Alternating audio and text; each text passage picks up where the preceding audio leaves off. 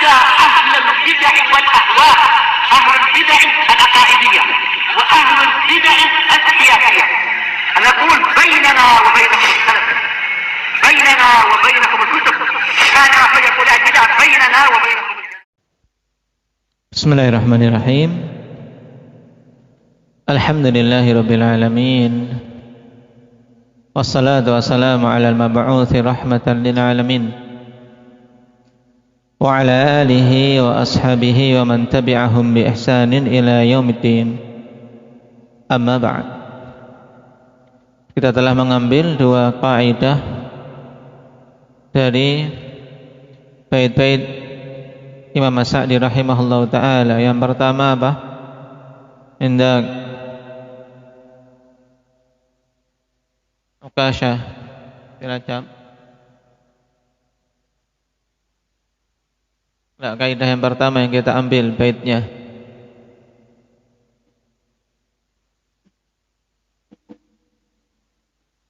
Taib. An-niyatu syartun lisairil amal biha salahu wal fasadu lil amal.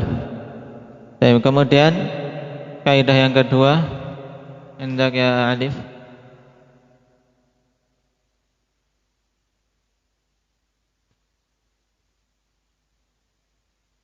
Langsung amalan ijtama'a.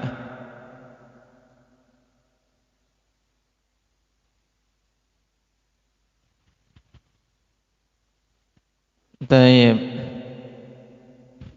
Kalau pengen nanti bagus ngapalnya, nanti ikut urutan ini insyaallah lebih ini tergambarkan untuk istihdar istihdar kaidah-kaidahnya.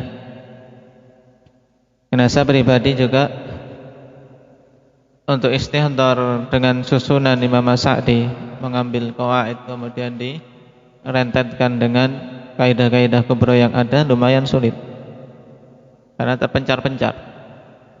Mending coba kita mulai dari kaidah pertama ini kita urutkan, sehingga walaupun belum sampai ke situ dari urutan Imam Sa'di, antum hafal lafadznya, hafal baitnya, atau malah ya ngapalnya seperti urutan kita dalam mempelajari qawaid ini. Yang lain apa bunyinya, Tarik? Bunyi baitnya apa? Hafal belum? Kaidah yang kedua yang kita ambil. Tasbih.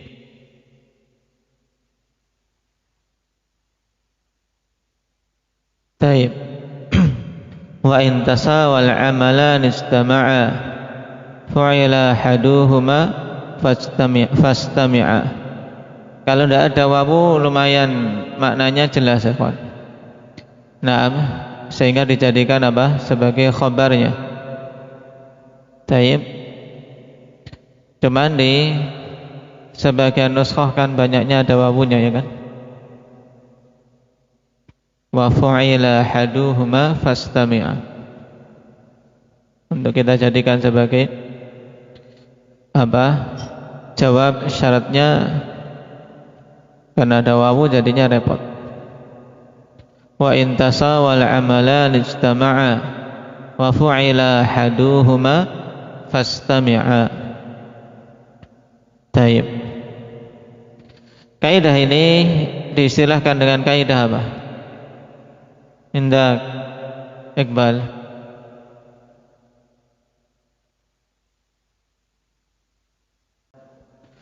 Taib disebut dengan qaidatut tadakhul. Taib. Maksudnya bagaimana qaidatut tadakhul ini? Ilhan.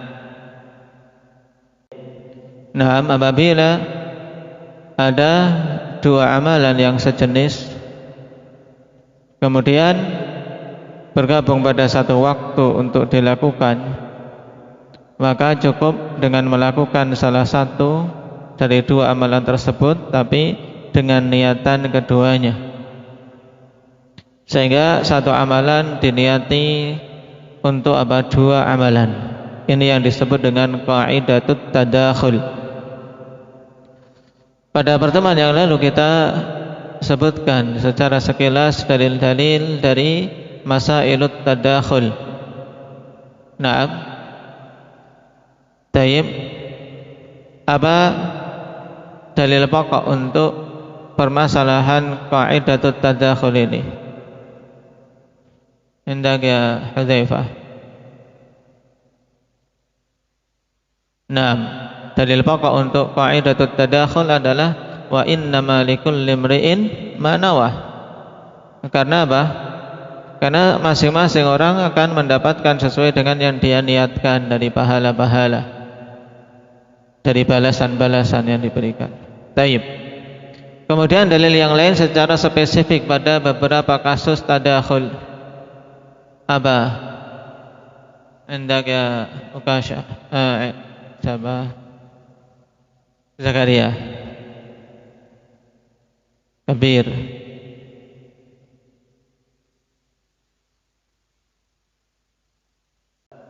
Naam, penggabungan niatan umrah dalam haji. Satu rangkaian ibadah tapi untuk dua pada haji qiran. Taib, yang sifatnya lafzi sekarang, dalil lafzi, yaitu tentang perintah kepada para syabab. Naam ya ma'syara syabab man istata'a minkumul ba'ah falyatazawwaj. Kemudian di akhir apa? Wa man lam yastati' fa 'alaihi bis-shaum fa innahu lahu wija'. Perintah untuk puasa, kemudian di akhirnya dikatakan fa innahu lahu wija'. Berarti di situ penggabungan niat. Nah, berpuasa niatan lillah.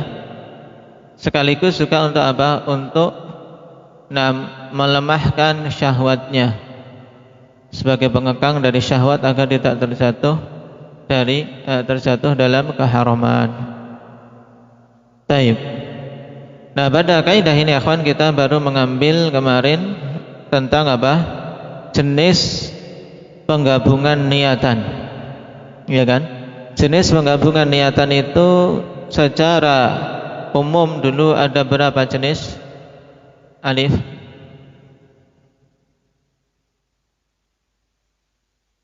Dua jenis. Yang pertama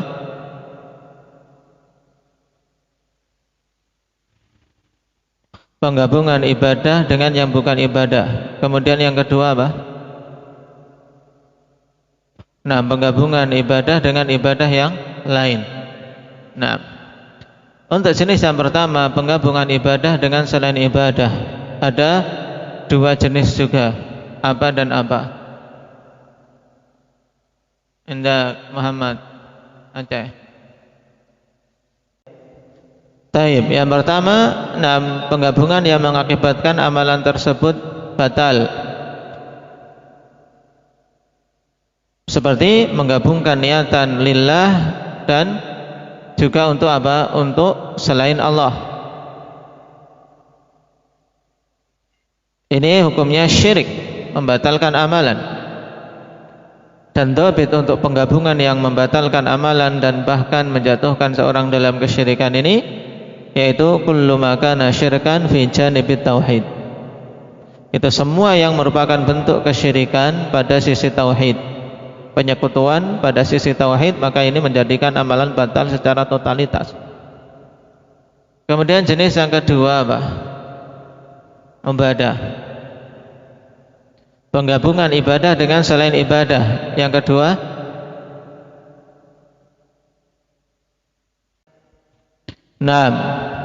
ini penggabungan yang tidak membatalkan, yaitu seperti misalnya wudu dengan niatan wudu karena Allah ingin mendapatkan pahala wudu, juga untuk menghilangkan kantuk atau untuk menyegarkan badan. Tapi contoh yang lain apa? Abdul Razak.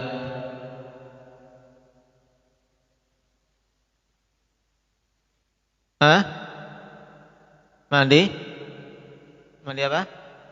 Mandi junub niatannya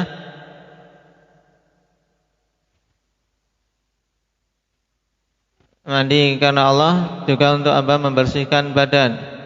Nah, biar dingin. Taib dan seterusnya. Nah, sekarang kita masuk ke jenis yang kedua, penggabungan ibadah yang satu dengan ibadah yang lain. Ini juga hukumnya terbagi jadi dua, apa dan apa?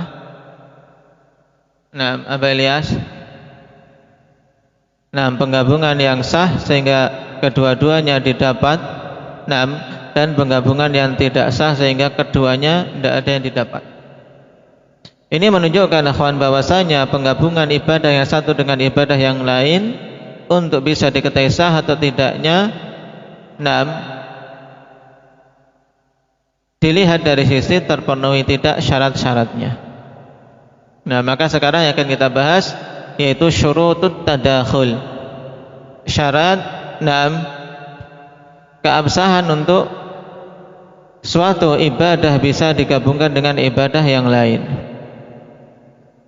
Yang hal ini diisyaratkan oleh Imam As-Sa'di rahimahullahu ta'ala ikhwan dalam kalimat beliau. Alhamdulillah. Ya, alhamdulillah. Min jinsin wahidin wa kanat af'aluha muttafiqah. Taib. Kata Imam As-Sa'di rahimahullahu ta'ala dalam syarahnya, idza ijtama'a amalani min jinsin wahidin wa kanat af'aluha muttafiqah. Nah, di sini Imam As-Sa'di rahimahullah taala mengisyaratkan dua syarat. Nah, dari sekian syarat-syarat yang ada. Nah, tayyib, berarti syarat yang pertama akhwan antakuna al-ibadatan min jinsin wahid. Berarti syaratnya harus dua ibadah atau lebih tersebut dari apa? Dari satu jenis. Salat dengan salat, puasa dengan puasa. Tidak bisa salat digandengkan dengan puasa niatannya. Bisa enggak? Tidak bisa.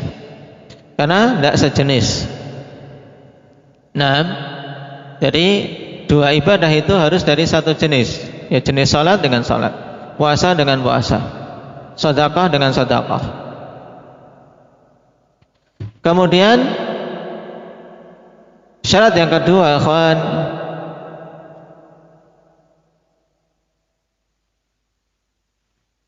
an yattahidal waqtu lil ibadatain. An yattahidal waqtu lil ibadatain. Dua ibadah itu waktunya satu. Nah, bisa dilakukan dalam satu waktu sehingga keluar dari syarat ini, ikhwan, yaitu salat zuhur dan asar. Keduanya tidak bisa digandengkan. Tidak bisa kita menggandengkan. Sudahlah, ini kan kita sudah belajar niat. Nah, tadakhulun niyah. Berarti sudah salat sekali saja, gabungkan salat 5 waktu dalam sekali.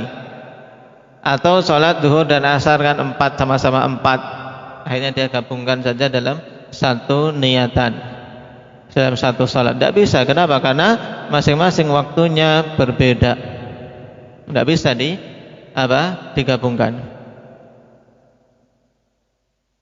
Kemudian syarat yang ketiga, alla takuna ihdahuma maf'ulatan ala jihatil qada. Alla takuna ihdahuma maf'ulatan ala jihatil qada. Yaitu dibersyaratkan salah satu dari keduanya tidak dilakukan sebagai bentuk qada. Kalau salah satunya itu merupakan qada dari ibadah yang tertinggal, ikhwan, maka ini tidak bisa digandengkan dengan ibadah aslinya. Seperti misalnya, ikhwan, seorang lupa salat zuhur. Seorang lupa salat zuhur, kan biasanya jamaah, suatu saat dia ketinggalan jamaah, akhirnya lupa, dikiranya sudah salat. Kelupaan salat zuhur sampai zuhur hari berikutnya. Masuk waktu zuhur, dia baru ingat, kemarin aku belum salat zuhur. Berarti ada dua kewajiban saat itu ya kan? Sholat duhur hari ini dan sholat duhur kemarin yang baru diingat hari tersebut. Nah, apakah dua sholat duhur ini boleh dilakukan dengan satu kali sholat dengan menggabungkan dua niat? Jawabannya tentunya tidak, karena tidak terpenuhi syarat, karena satunya adalah sholat yang hadir saat itu dan satunya adalah qadha untuk sholat yang terlewat kemarin. Nah, makanya tidak bisa digabungkan. Sebagaimana pula seorang ikhwan ketinggalan apa? Qabliyah zuhur. Qabliyah zuhur belum sempat dia melaksanakannya.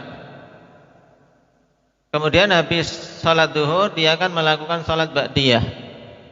Apakah boleh sekalian meniatkan 2 rakaat ba'diyah zuhur kemudian digabung dengan apa? Niatan 2 rakaat qabliyah zuhur? Qadha? Tidak boleh. Kenapa? Karena satunya diniatkan qadha, tidak bisa digabung. Nah, paham? Ini persyaratan ketiga. Salah satu yang dilakukan dari 2 ibadah itu tidak boleh dalam bentuk qadha. Walaupun jenisnya sama dan waktunya sama, seperti contoh tadi salat zuhur yang dilakukan saat itu dengan salat zuhur yang karena lupa dari salat zuhur kemarin. Syarat yang keempat,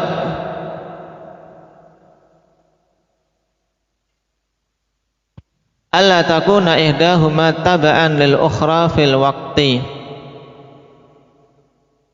Alla takuna ihdahuma taba'an lil ukhra fil waqti. Ya, dipersyaratkan salah satu dari keduanya itu tidak mengikuti amalan yang lain pada waktunya. Maksudnya 2 ibadah, 2 amalan, paling mudahnya 2 sholat. Maka sholat yang satu ini bukan apa sebagai tabi' bagi sholat yang kedua. Seperti misalnya apa rawatib dengan fardhiyah. Ini keluar dari persyaratan yang keempat. Misalnya qabliyah subuh dengan sholat subuhnya sama-sama 2 rakaat ya kan? Sama-sama 2 rakaat. Taib, kita tidak boleh karena sudah terlanjur ketinggalan waktunya. Akhirnya apa? Datang niat sholat subuh digandeng dengan qabliyah subuh sekalian. Allahu Akbar, ya sudahlah, tak gabung sajalah sholat qabliyah subuh sama sholat subuhnya dalam satu sholat. Boleh tidak, Syabib? Tidak boleh. Kenapa? Karena sholat subuh ini disyariatkan sebagai apa? Tabi' bagi sholat qabliyah subuh ini disyariatkan sebagai tabi' pengikut untuk sholat subuhnya yang asal, yang menjadi pokok sholat subuh. Sedangkan qabliyah subuh sebagai tabi' karena dia sebagai sholat rawatibnya. Nah, ini tidak bisa saling apa? Digabungkan di sini. Kenapa? Karena satunya sebagai tabi' bagi yang lain.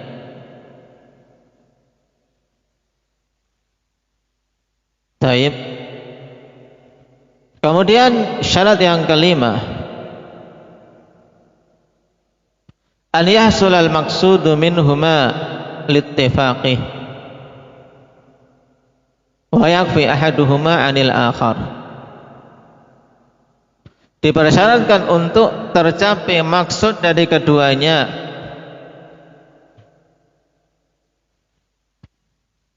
tercapai maksud dari keduanya. Karena apa? Karena kesamaannya dan cukup melakukan salah satu dari keduanya, tidak perlu dua-duanya itu dilakukan.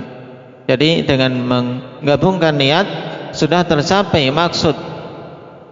Contoh ikhwan, seperti seorang yang masuk ke dalam masjid.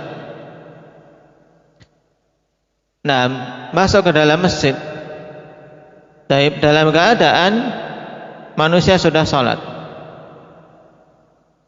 maka di situ dia langsung mengikuti sholat wajib bersama imam. Taib. Maka ketika dia telah masuk untuk sholat wajib bersama imam, maka apa? Maksud dari perintah la tajlis hatta tarka'a rak'atain ini sudah terwujud belum? Sudah, karena dia sudah melakukan sholat bersama imam. Karena maksud pada sholat tahiyatul masjid akhwani fillah yaitu seorang intinya sebelum dia duduk di masjid untuk melakukan sholat apa? Minimalnya 2 rakaat. Taib. Dan untuk syarat yang kelima ini ikhwan, di antara syarat tadakhul yang paling banyak apa? Terjadi khilaf dan sisi pandang dalam penerapannya. Tentang apa? Terwujudnya maksud dari apa? Dari dua jenis ibadah tersebut yang ingin digabungkan dalam niatannya.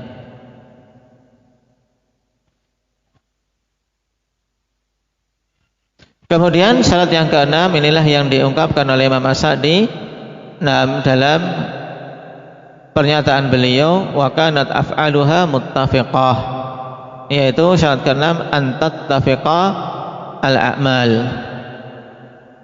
yaitu amalannya muttafiq, yaitu amalannya sama. Taib. Sehingga keluar dari persyaratan ini, misalnya seorang masuk ke masjid, ikhwan, manusia salat jamaah, salat apa? Jamaah tapi jenazah. Salat jenazah. Nah, apakah cukup penunaian salat jenazah ini kemudian digandengkan sudahlah tahiyatul masjid, yang penting kan sudah salat. Nah, sudah terpenuhi belum yang seperti ini, Yusuf? Niatan salat jenazah kemudian sekalian digandeng dengan tahiyatul masjid, kan salat ya, terpenuhi enggak, Yusuf? Tidak terpenuhi. Kenapa? Karena amalannya tidak sama. Sehingga seandainya dia ingin duduk di masjid tersebut, setelah selesai salat jenazah dia butuh salat 2 rakaat. Nah, ini 6 syarat ikhwan, diingat-ingat penting. Intinya berarti ibadah itu harus satu jenis, kemudian harus sama waktu penunaian ibadahnya, kemudian yang satunya bukan merupakan qadha dari yang lain, yang keempat salah satunya bukan pengikut dari ibadah yang lainnya, kemudian yang kelima tercapai maksud dari kedua ibadah itu, sehingga cukup dengan satu amalan sudah gugur. Kemudian yang keenam yaitu apa? Amalannya betul-betul muttafiqah, amalannya itu sama, 2 rakaat 2 rakaat. Misalnya kalau satunya misalnya salat jenazah dengan salat 2 rakaat, tidak bisa digabung. Taib. Nah, sekarang kita perhatikan penerapan Imam As-Sa'di rahimahullahu ta'ala. Wa dzalika fi masail. Minha idza dakhala al-masjid wa shalla ar-ratibata wa tahiyyatal masjid rak'atain. Nawa bihima jami'a sunnatain ajza'a anhu. Taib, apabila seseorang masuk ke masjid dan salat ratibah, yaitu qabliyah atau ba'diyah, salat sunat rawatib, sekaligus digandeng dengan tahiyatul masjid 2 rakaat, dia niatkan dengan keduanya penggabungan 2 sunnah, maka cukup. Ajza'a anha, maksudnya ajza'a anha yaitu apa? Dia telah mendapatkan apa yang dia niatkan dengan apa? Dengan amalan tersebut, yaitu dia mendapatkan keutamaan salat sunat rawatib dan mendapatkan keutamaan telah memenuhi perintah Nabi, fala yajlis hatta yusalliya rak'atain. Dan perlu diketahui penamaan tahiyatul masjid, ikhwan, sebenarnya tidak didapati dalam kutubul hadis. Tidak ada kita dapati Nabi SAW menyebut 2 rakaat ini tahiyatul masjid, tapi yang dimaksud adalah salat 2 rakaat sebelum seorang duduk di masjid. Ya, ketika masuk masjid dituntut untuk apa? Untuk salat 2 rakaat sebelum duduk. Maka hal ini kenapa? Karena tuntutannya kalau kita perhatikan Nabi katakan fala yajlis hatta yusalli rakaatain. Intinya apa? Jangan duduk sampai salat 2 rakaat. Berarti maksud dari ibadah ini ikhwan yaitu terpenuhinya adanya 2 rakaat yang dilakukan oleh seseorang sebelum duduk di masjid. Sehingga perintah ini telah terwujudkan dengan salat apapun yang dilakukan oleh seorang hamba ikhwan setelah memenuhi 2 rakaat. Paham? Makanya bagusnya ketika masuk yang diniatkan ya ingat hadis ini saja. Karena penamaan tahiyatul masjid kan penamaan untuk memudahkan saja dari kalangan para fuqaha. Sehingga hadirkan dalilnya. Misalnya dia masuk masjid habis wudu. Habis wudu masuk masjid, dia ingat hadits Bilal. Keutamaan 2 rakaat yang dilakukan oleh Bilal setiap wudu. Ingat itu, dia niat dalam hatinya istihdhar aja. Kan dengan adanya istihdhar itu dia ada niatan untuk mendapatkan pahala tersebut. Hadirkan untuk mendapatkan pahala itu. Kemudian hadirkan juga memenuhi perintah Nabi untuk melakukan 2 rakaat sebelum duduk di masjid. Kemudian hadirkan dalam hati kita untuk menunaikan perintah melakukan salat rawatib, sehingga tergabung 3 sekaligus dalam 2 rakaat yang dilakukan oleh seseorang ketika melakukannya di masjid. Ini maksud penggabungan niat itu. Jadi penggabungan niat kan telah kita ketahui. Kalau kita tahu apa yang mau kita lakukan berarti kita sudah meniatkan, ya kan? Kita menginginkan dengan niatan, dengan azm untuk melakukan itu dan tahu apa yang kita lakukan, berarti itu kita sudah meniatkannya. Maka ini penting untuk seorang bisa mendapatkan ibadah yang banyak. Padahal yang dilakukan itu adalah satu ibadah. Misalnya salat 2 rakaat, ternyata dia bisa mendapatkan keutamaan 2 rakaat setelah wudu, sekaligus 2 rakaat yang diistilahkan tahiyatul masjid, sekaligus misalnya 2 rakaat qabliyah zuhur, misalnya kalau dilakukan zuhur. Baik. Dan ini apa yang membedakan? Niatan. Sehingga seorang muslim maupun muslimah mendapatkan keuntungan yang besar dari kepemurahan Allah ini. Baik. Qala wa kadzalika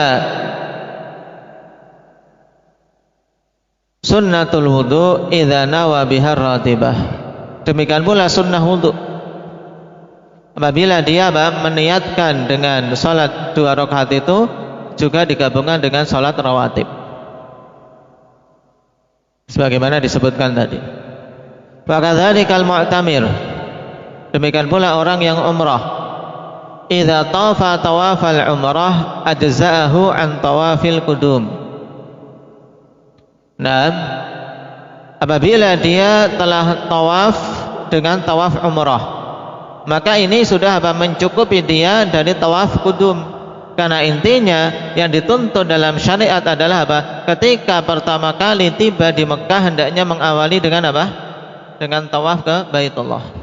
Dan amalan dalam umrah ikhwan, ya pertama kali ketika telah ihram di miqat. Dari miqat telah ihram, kemudian sesampainya di Mekah langsung ke Ka'bah untuk melakukan tawaf umrah. Tawaf umrah ini mencukupi dari tawaf qudum. Taib. Ini salah satu contoh untuk Untuk persyaratan kaidah yang kelima, yahsul al maqsud minhuma littifaqi wa yakfi ahaduhuma anil akhar. Taib. Cuma ikhwan, hal yang pernah ditanyakan oleh sebagian penanya, bagaimana kalau menggabungkan niatan yaitu umrah untuk diri sendiri sekaligus untuk mengumrahkan orang lain. Jadi dia niatan mengumrahkan untuk diri sendiri, tapi juga untuk mengumrahkan ayahnya yang telah meninggal misalnya dalam satu umrah. Boleh enggak?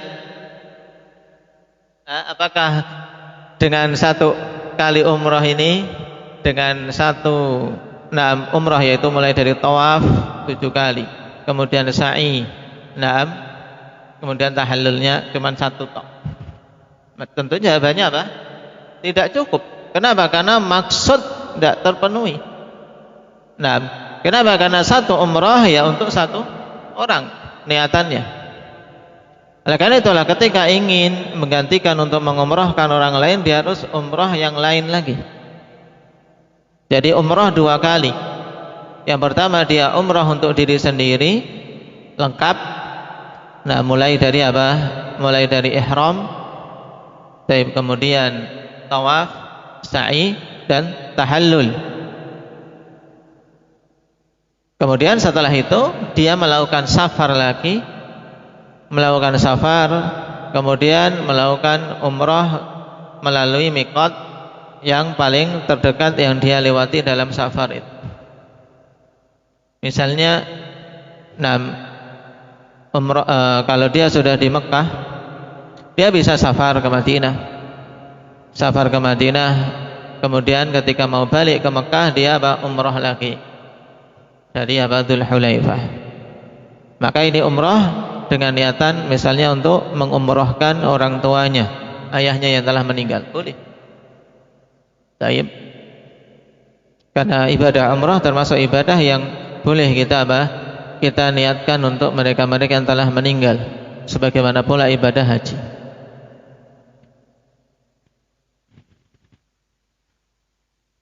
Qala wal qarin yakfihi li hajjihi wa umratihi tawafun wahid wa sa'yun wahid. Kemudian contoh penerapan kaidah ini al-qarin, yaitu seorang yang meniatkan haji qiran. Haji qiran yaitu maksudnya dalam satu safar dia niatkan haji dan umrah sekaligus.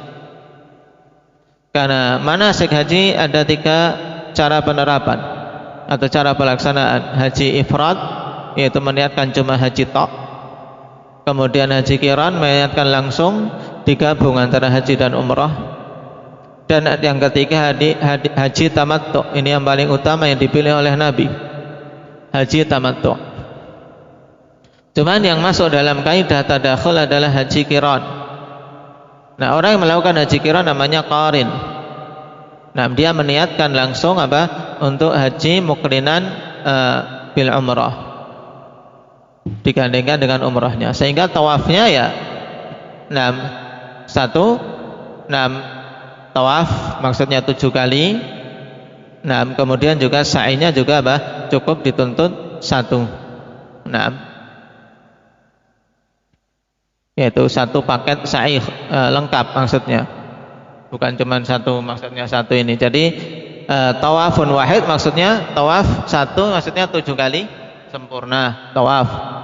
Kemudian sa'yun wahid yaitu ya sa'i antara Safa dan Marwah 7 kali sempurna. Tidak ada kemudian tawaf khusus untuk hajinya dan tawaf untuk umrohnya, kemudian sa'i untuk hajinya dan sa'i untuk umrohnya, tidak. Tapi telah tergabung dalam tawaf dan sa'i yang 1 tersebut. Ini contoh dari penerapan Imam As-Sa'di rahimahullah ta'ala terkait dengan qaidatut tadakhul. Taib. Juga akhwan, di antara penerapan kaidah tadakhul yang datang nas dalam hadis, yaitu meniatkan salat sekaligus meniatkan untuk mengajari manusia. Boleh enggak? Boleh. Nabi SAW ketika salat di atas mimbar, mengatakan innama sana'tu hadza lita'tammu bi wa lita'allamu salati. Aku lakukan salat di atas mimbar ini ya agar kalian mengikutiku dan agar kalian belajar dari salatku.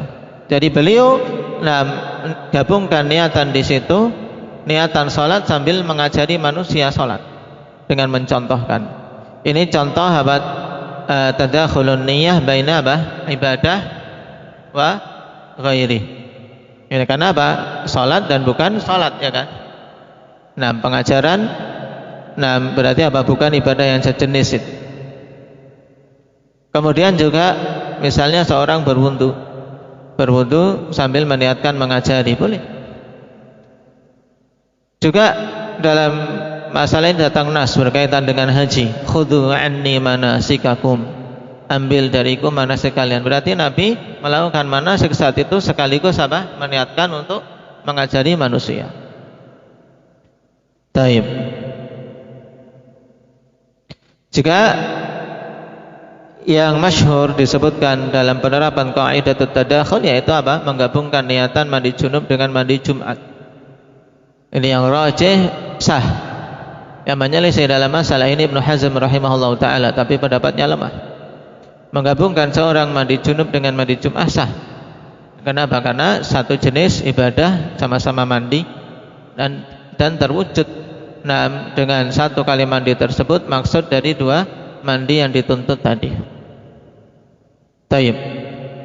Nah, kemudian sebelum kita tutup terkait qaidatut tadakhul, ada tanbih penting bahwasanya apa? Qaidatut tadakhul ini ikhwan berlaku pada apa? Pada hal-hal yang bukan kaitannya dengan hak adami.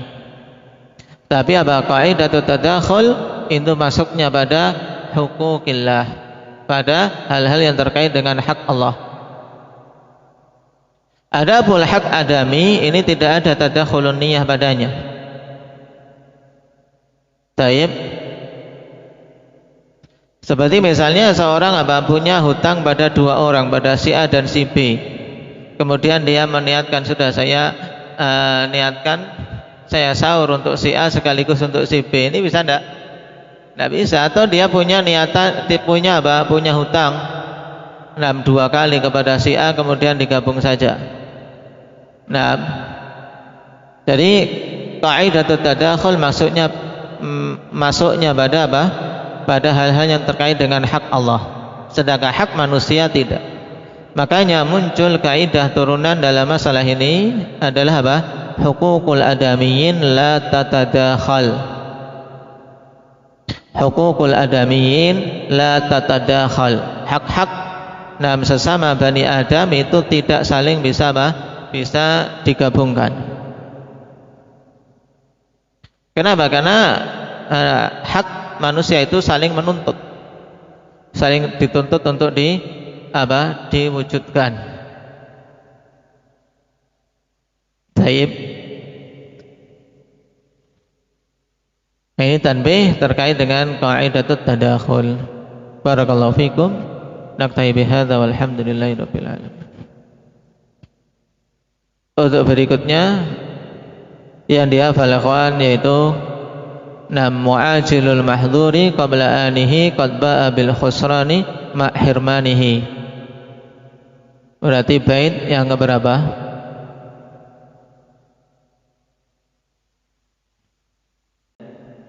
Taib, bait yang ke-29 untuk kaidah turunan yang kedua pada kaidah al-umur bimaqasidiha. Nasallallahu taufiq wa sadad.